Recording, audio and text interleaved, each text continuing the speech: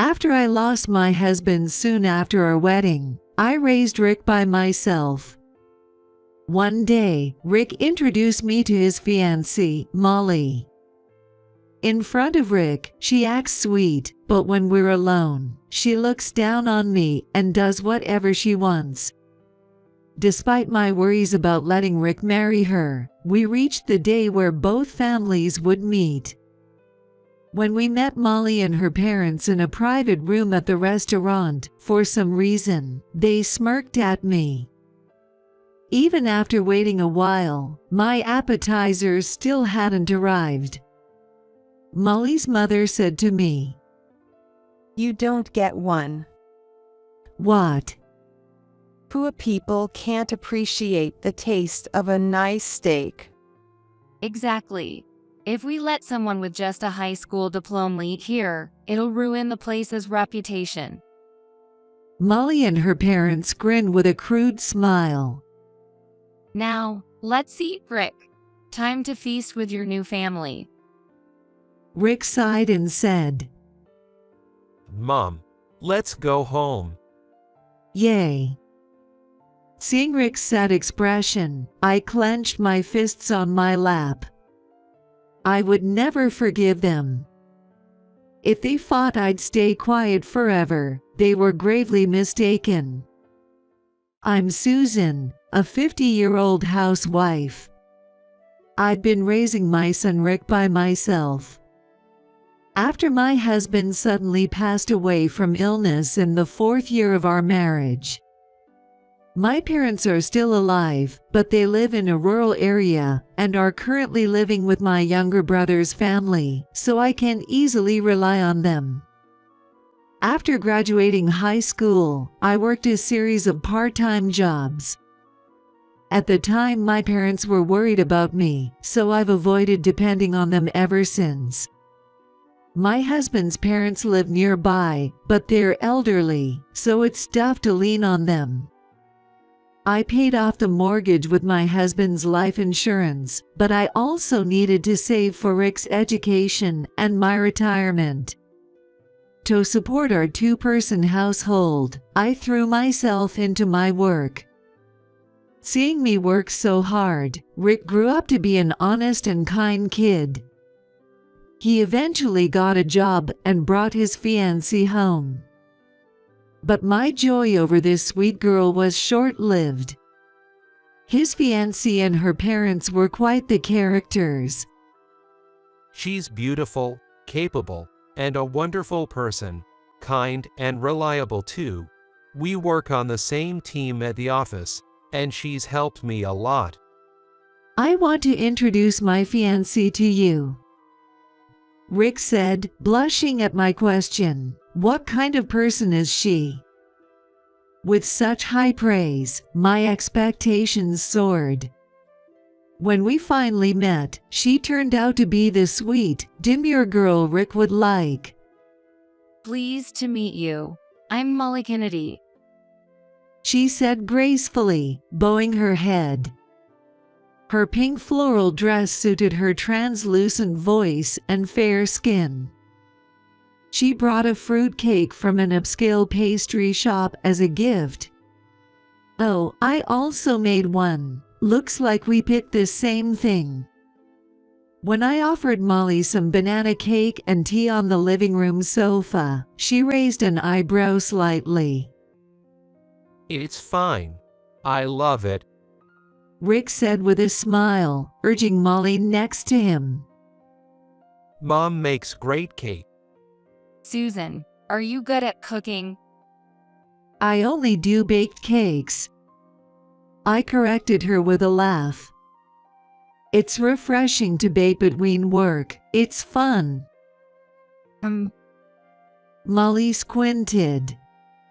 After sharing stories about how they met at work, Molly looked around the room and brightly remarked, Still, Rick's house is so compact.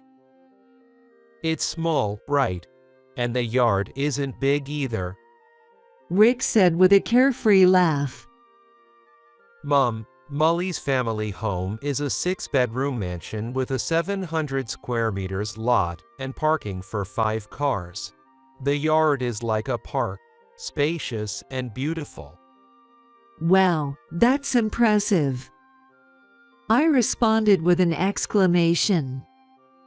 But if I'm living alone, this size is just right for me. True, it's a hassle hiring housekeeper. I had a question for her. Is your father the president of the Kennedy Group, a restaurant chain? Molly's expression brightened. Yes, my mother's father was the original president, and my dad took over after him. You know a lot. I used to work there part-time years ago. Oh, I see. Molly gave a knowing smile. You're the daughter of a company president, Molly. Oh no, it's not such a big deal. She demurred, waving her hand modestly. I went to the same prestigious girls' school as my mom, from middle school to college. So when I joined the workforce, I had a hard time getting used to men. Molly's shy smile and gentle speech exuded elegance. She had that vibe of being a well-bred young lady. Does that mean they expect Rick to join their family? While I was pondering that, Rick's phone rang. After checking the caller, he apologized and picked up. Sorry, but I'm in the middle of a family meeting, talking about work. What? Rick's face went pale. I see, okay, I'll be right there. He hung up and apologized to us. Sorry, it looks like a coworker messed up a deal. Molly, I'll stop by the office and then come right back, so can you wait here? Molly was momentarily taken aback, but quickly put on a smile. Got it. Don't worry about me. Thanks. I'll be back soon, Mom. With his work bag in hand, Rick left the house, leaving Molly and me to share a vague smile. Spending time alone with someone I'd just met was awkward, especially given our roles as future mother-in-law and daughter-in-law. As I stood there unsure, Molly stood up, picked up the tray of tea and cake. Where do you throw away food scraps? The trash can is in the corner of the kitchen. Ignoring my puzzled expression, she hurried to the kitchen. Growing suspicious, I followed her only to see her toss my homemade cake into the trash. Molly emptied the tea into the sink and clattered the empty dishes onto the countertop. When I was taken aback, she said in a cold voice like a different person, This disgusting stuff makes me sick. Homemade cake is revolting. She glanced at the tea packages through the glass cupboard door and sneered. Unlike you commoners, I only drink the kind of tea served to the British royal family. This cramped house is already suffocating, and with this kind of food, I could vomit. Leaving me standing in the kitchen, she stormed back to the living room. I followed her, still shocked, and saw her snapping photos of my home's interior with her phone and sending them to her parents. See, my mom and dad are laughing too. Look. She showed me her phone, and I couldn't believe my eyes at the messages. The taste of this commoner's home is hilarious. People actually live in a house that small. Amazing. Can I take a picture of the garden? Must be easy to maintain since you don't need a gardener. I'm so jealous. Until Rick returned home later, Molly continued to ridicule our way of life. I realized she despised me, looking down on me for being common. Despite her mockery of my home, she genuinely seemed to want to marry Rick, often asking me questions. I want to buy Rick a watch as his birthday gift. Does he have a preferred brand? What foods does Rick dislike? We're going out for a picnic this weekend. Though I was appalled by her nerve, I answered her kindly each time, not wanting to create tension between her and Rick. One day, Molly called me. Rick's been asked to organize his high school reunion. He wanted to check his yearbook at your place, but he just got a sudden business trip, so I'll come to get it for him. Dreading her visit, I reluctantly agreed. To avoid any complaints, I prepared premium tea and cookies from a traditional brand, but to my surprise, Molly brought her mother along. Nice to meet you. I'm Karen, Molly's mother. With her permed long hair and strong perfume, Karen was heavily made up and looked much younger than her age. Molly, why did you bring your mother? I asked curiously. Mom wanted to see a small commoner's house. Sorry for dropping by like this. Karen said with a grin. Your house has 4 bedrooms, right? All my friends live in luxury high-rise apartment and upscale neighborhoods. When Molly told me about your place, I got curious and wanted to see it with my own eyes. I was speechless at their rude remarks, while Molly listened with a smile beside her mom. What do these two think other people's homes are for? That pissed me off, but I can't be bothered to refuse them. I reluctantly invited them in. Sure enough, Molly and Karen rummaged through the house, barely focusing on their original purpose. Without my permission, they opened the bathroom, toilet, and hallway closets, gasping with amazement. Oh my, this bath doesn't even have a jacuzzi. And it's so tiny, you can't possibly relax in here. It's okay for me. I forced a smile despite my twitching cheeks. This garden is smaller than our entrance hall. Is there any point to it? If it's too big, it's hard to manage. Oh, you can't afford a gardener, right? Then it can't be helped. After criticizing my house from every angle, Molly and Karen sat in the living room, enjoying tea and cookies while chatting. I was horrified thinking Rick grew up in a dump, but it's better than I expected. Really? But isn't it still cramped? Karen chided Molly's protests. Well, but calling it a kennel is too harsh. Our Carlos room is 20 square meters. Oh, right. Barely containing my anger at their insults, I watched the two finish their tea and stand up, smiling at me. Thanks for letting us see something unusual. We had fun. It was a good way to kill some time, wasn't it, Mom? I could never live here, but coming by sometimes would be all right. I'd never want to live with a daughter-in-law like you either. Swallowing my words, I mustered a fake smile. I'm glad you liked it. Don't forget Rick's yearbook. I got it right here. Molly held up the yearbook she took from Rick's shelf and left with Karen. After they left, I sank into the sofa, exhausted.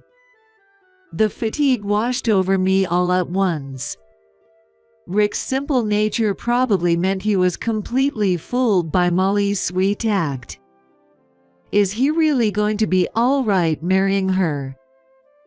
Worry flooded my mind, but thinking of how hurt Rick would be if he discovered her true nature, I hesitated to speak up and time passed by.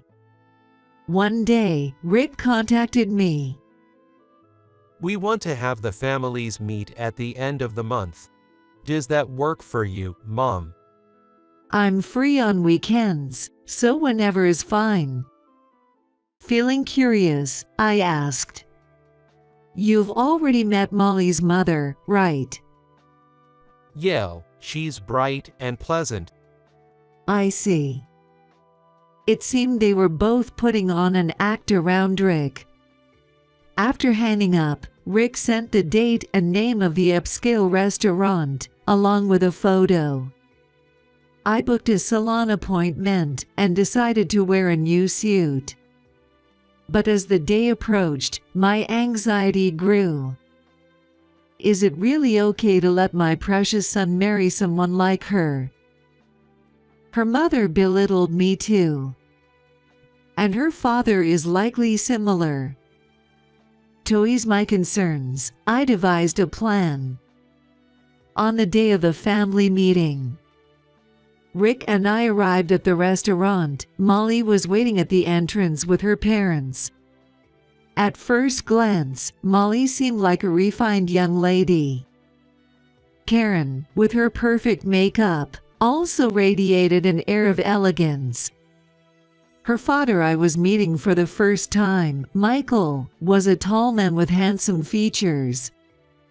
As he greeted Rick and me with a smile, I couldn't help but feel that he, too, looked down on me inside. Led by the waitress, we moved to a private room, suitable for a pre-marriage meeting, full of ambience and overlooking a garden in the backyard. The meeting started off pleasantly under Michael's lead, but I soon felt uncomfortable. As Rick began introducing us, Molly, Michael, and Karen continuously interrupted him. My mother lost my father after 4 years of marriage and raised me on her own. Such a boring story. Who cares? Look at this instead, Mom. Molly interrupted, flaunting her engagement ring to Karen and Michael. They both burst into excitement. No, that's the designer brand Molly loves for her engagement ring. Molly is so loved. Michael, crossing his arms, bragged as if it was his own achievement. I heard Rick was a rising star when I did business with his company. He's a senior manager at such a young age, isn't he? I'm proud of him. Oh, it was just that a recent project went well, and that was thanks to the advice I got from my mom. As Rick modestly deflected, Karen leaned in. Among all the young employees at headquarters, he stands out a head above the rest, doesn't he? Straight on the elite track. Molly, you've snagged a good one. Right? Graduated straight from that prestigious university. Rick is definitely a match for me, a president's daughter. Michael, laughing heartily, slung an arm around a bewildered Rick.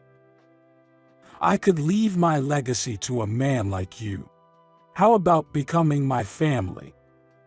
Rick Kennedy, that sounds cool. Much better than Rick Murphy. It's several times more appealing. It's like he's my own son. I've always wanted a handsome and competent son. I'm so pleased. Molly and her parents were getting excited as if I wasn't even there. Is there any point in me being here? Then, the food arrived. I was briefly relieved that I was a little distracted. But it was short-lived. The appetizers were served only in front of Molly, her parents, and Rick. Then, as the courses continued, including the main course of steak, the space in front of me remained conspicuously empty. Well, is my meal coming? I asked the waitress, who awkwardly avoided eye contact and quickly retreated. When I looked puzzled, Karen declared, You don't have a serving. What? We only ordered for 4. A poor person like you wouldn't appreciate the taste of an expensive steak. She said it with a composed face. That's right. If we let someone with just a high school education eat here, it would lower the restaurant's standards. Molly and Michael shook with laughter. Come on, Rick, let's eat. It's a feast with your new family. Rick, his face tense, sighed deeply and said, Mom, let's go home. "Yay." Oh no, Rick, you can't do that. You're the main event here. Karen protested, trying to stop him as he stood up. The only one who should leave is the high school grad over there. That's right. She'll ruin the taste of the food. I clenched my fists in my lap. I couldn't stand it any longer. This time has come, and I'll throw out all the facts I have here. They were wrong if they thought I would always stay quiet. I looked at Rick, pleading with my eyes. He nodded silently. Secretly, I gripped the voice recorder I had pulled from my bag. On our way to the restaurant, I had confided to Rick in the car about everything Molly and Karen had done to me. Karen looked relieved when Rick sat down again. Rick, you're not leaving. That's good. After all, you're going to be my son. Mom, don't cling to him too much. Rick is going to be my husband. Molly complained as Karen tried to hug Rick. It's okay, Molly. Karen has other favorites anyway, I said, managing a smile, which made Karen visibly stiffen. What are you talking about? Oh, you know what I mean, don't you? I placed the voice recorder on the table and pressed play in front of them. Suddenly, loud music inappropriate for the upscale restaurant started playing, accompanied by cheers. Luke, don't look at other women. Hey, you, don't make eyes at Luke. He's mine. Indeed, this was an audio I had obtained from a male host bar. I continued to play the audio next to Karen, who went pale. Karen, you've had a bit too much to drink, haven't you? And about the bill, are you sure? It's the 4th champagne tower this month, isn't it? I'm happy, but... It's fine. I'll have my nephew pick me up. Her slurred response continued. He's the head of accounting, so he'll cover this month's payment under entertainment expenses. It's good to have at least one obedient employee. Even if she was drunk, the carelessness of discussing such matters publicly was staggering. Does obsession with a host cloud judgment this much? For your birthday next month, I'll buy you an Italian suit and a Swiss luxury watch. So, we should go on another date outside the bar. Karen's sugary speech was sickening. Luke, the host, sounded puzzled. I don't mind the date, but you've been giving me gifts almost every week. Are you sure that's okay? Don't worry about it, my Luke. Her childish tone persisted. I'm the vice president of Kennedy Group. I can spend as much money as I want. I got that company from my father. Michael's cheeks twitched visibly. His polite smile had vanished, replaced by a look of anger. The president is my husband, but he joined my family when we got married. That means the company's money is essentially mine. No one can complain. That's so. Oh, your nephew is here. Relief was evident in Luke's voice. I'm sorry for always causing trouble. Auntie Karen, we should go now. I turned off the voice recorder at this point. What the hell is this? Michael asked in a low, angry voice. You've been going to the male host bar at 60. You're a disgrace. I'm only 58. A little fun should be fine. Karen snapped back immediately. And why do you have such a recording? Karen turned her anger toward me, but Rick responded calmly. Luke is the son of a mother's acquaintance. What? Karen's eyes widened. I heard from an acquaintance before. They mentioned a problematic older customer who demanded returns for gifts. It was hard to say no. Recently, I learned it was Molly's mom, so I asked Luke to record their conversations. I was planning to let Molly hear them to persuade her to stop visiting. Michael's face turned crimson up to his neck, furiously berating Karen. If the media catches wind of this, we'll be a laughing stock. Think about your age for once. Then Karen twisted her lips into a sneer.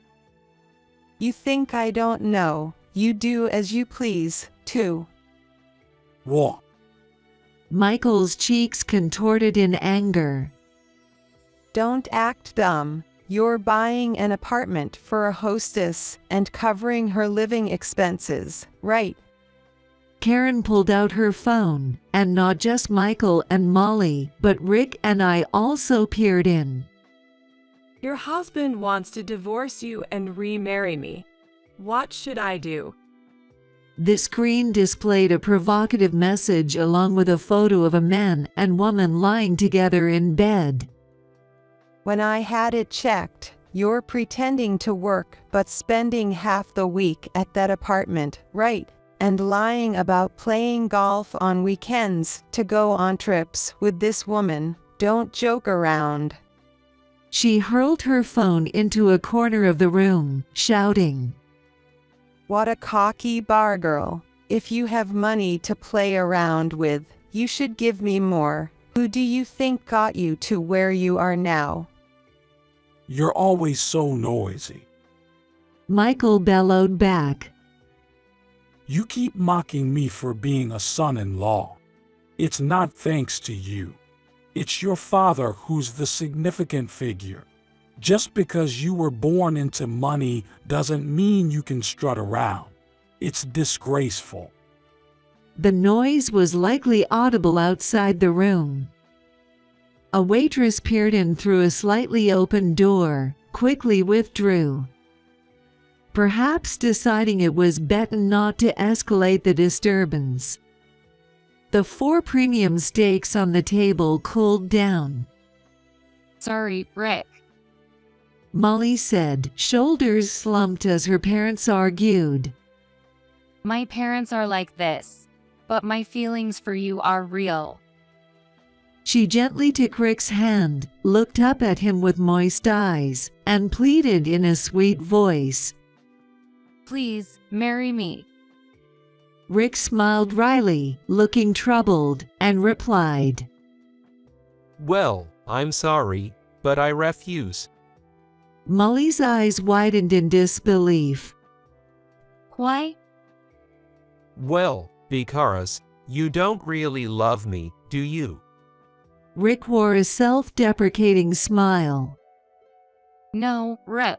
Do you want me to say I love you in front of everyone? Oh, you're so cute. Rick firmly told her. You were flirting with 10, no, 20 younger co-workers from different departments, right? I don't know about that. As Molly's complexion changed, Rick played a recording from his phone. Both parents momentarily paused their argument to watch the unfolding drama. Yes, during overtime. Molly kept persistently approaching me. She confessed, but when I said I had a girlfriend, she snapped back. She said, I'm the better woman, choose me. She invited me on an overnight trip. You're engaged to Rick, right? I asked, and she said, a little cheating is fine. She yelled at me. When I mentioned alternating baby care shifts with my wife, She suggested an affair as a change of pace. I don't understand. As testimony after testimony emerged, Molly froze. I told them to keep quiet. They went and consulted Rick anyway. After a moment of silence, Molly muttered resentfully. Just the other day, I heard from a supervisor that co-workers were struggling to talk to me about it. That's why I spoke to them personally and decided to confront you with the recordings. Rick continued in a calm tone, providing clarity amidst the chaos. Molly, when I first joined a company, you seemed indifferent to me. But a year ago, you invited me to dinner, and since then, you've been coming on strong. I was glad, but something felt off. That's because I suddenly fell in love with you. That's how love works, right? You were interested in my title, weren't you? He said, smiling sadly. Even after hearing the testimony, part of me wanted to believe in you, Molly. But today, after seeing how you treated my mom, my feelings are completely gone. Seeing Molly panic, her parents lamented loudly. You're hopeless. Rick Murphy is a promising candidate, and marrying him would benefit our company. We told you to win him over. But Rick is too serious. So boring. Molly pouted. I'm cute, so I can have a little fun, right? Then go to a host bar. The people at work would find out immediately. Their off-track conversation made me press my temples. The whole family is just awful. As Rick and I remained silent, Michael arrogantly asked, You're not saying you want to cancel the wedding, are you? Karen also looked at Rick with a serious expression and tried to convince him. If you marry Molly, not only will you inherit our group, but we plan to involve you in new overseas projects. You're highly regarded at headquarters, right? This is a done deal. Rick is smart enough not to ruin such a good match. Molly was desperately trying to get Rick's attention. I'm offering to entrust my father's important company to you, a complete stranger. Don't you see how honorable that is? Rick and I exchanged glances and shrugged.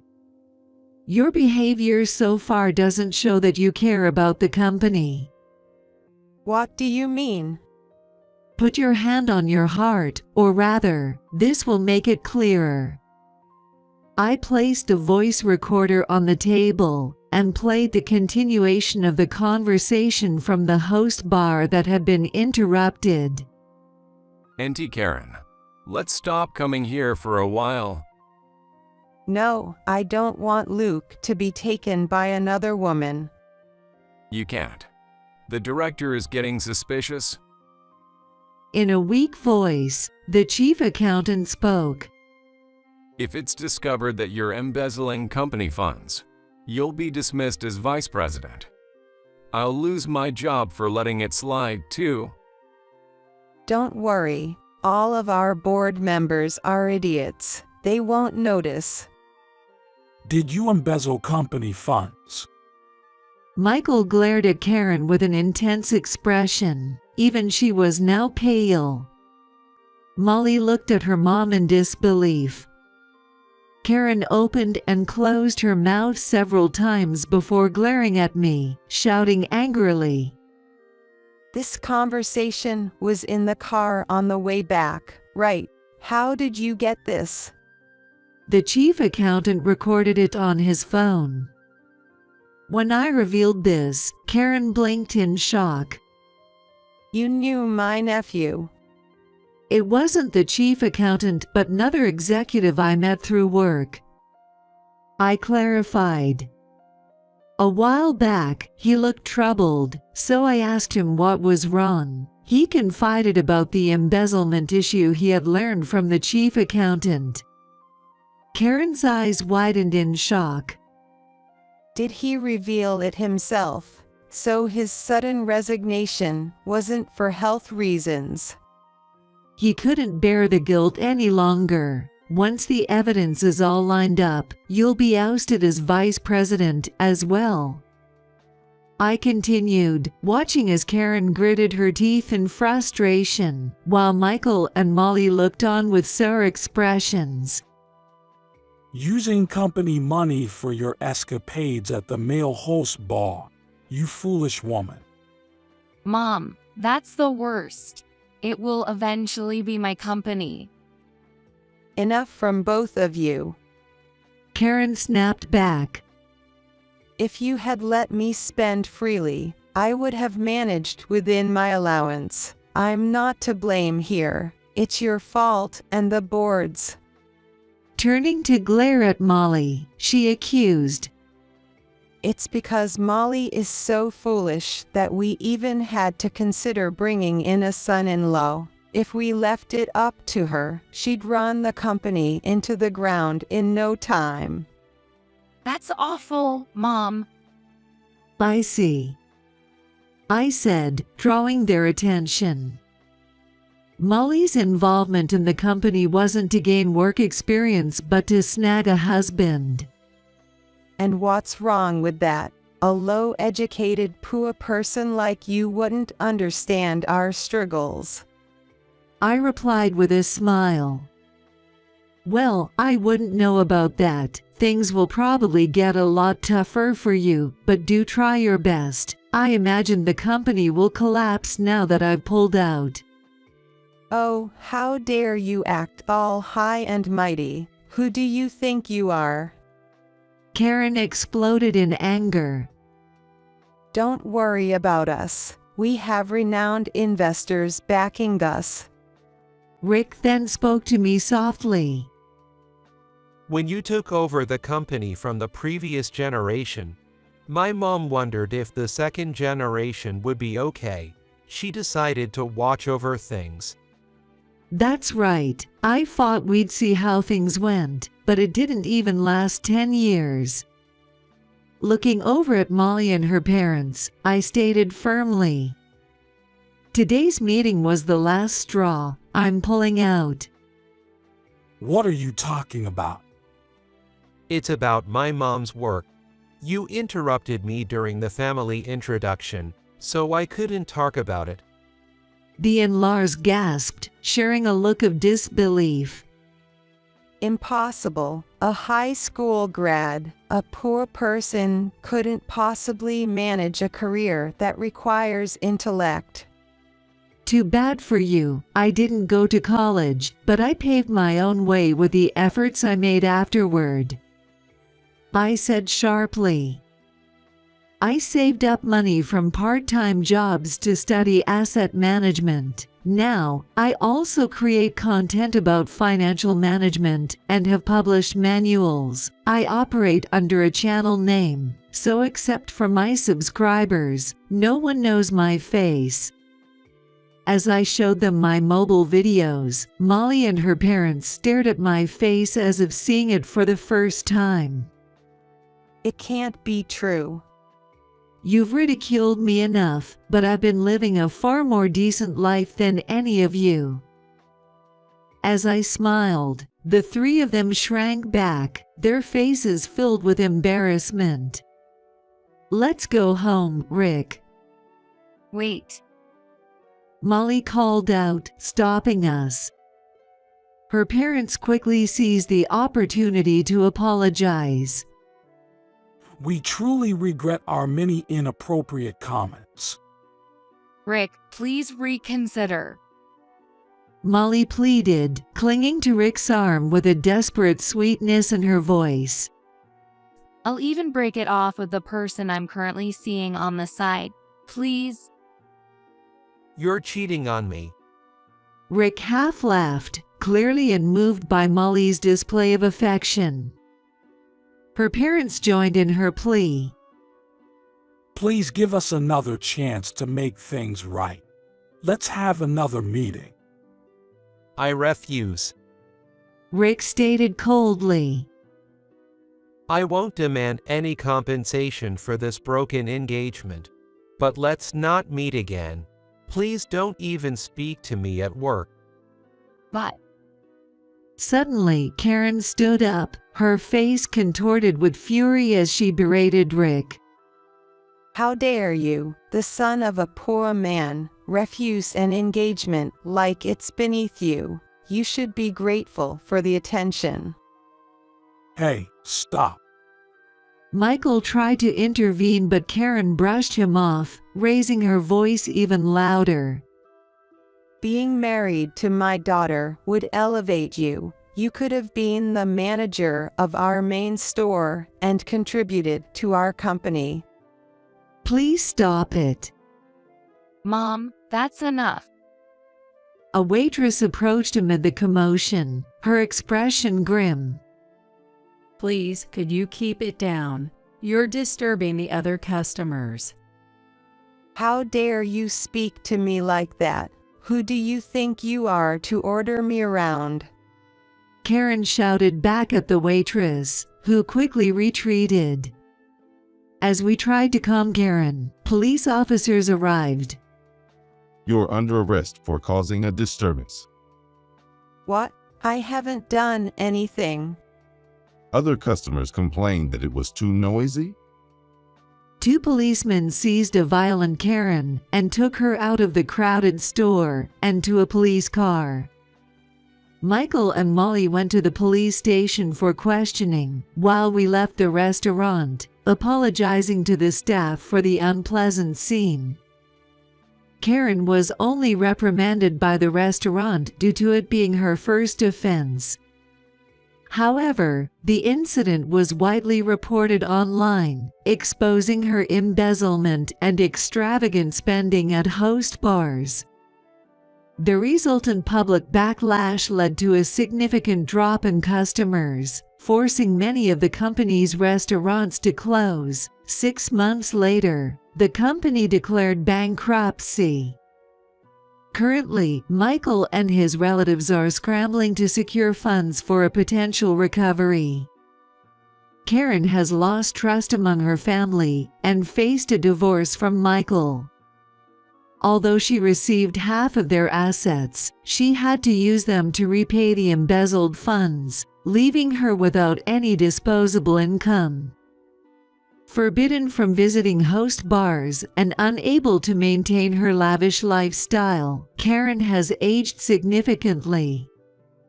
She now lives with Molly in an apartment, and their relationship has deteriorated into constant quarrels. Molly, after being reprimanded by her boss for aggressively pursuing multiple colleagues, submitted her resignation. Struggling to find a steady job, her reputation often precedes her, making it difficult to maintain employment. Rick, meanwhile, has moved on from the ordeal. Valued by his superiors and beloved by colleagues, he's thriving in his career, taking on significant projects and progressing well on his professional path. As a mother, my primary concern is for Rick's well-being. I hope he takes care not to overwork himself. Now, I optimistically wait for the day when Rick introduces a genuinely kind and beautiful young woman, both inside and out, to me.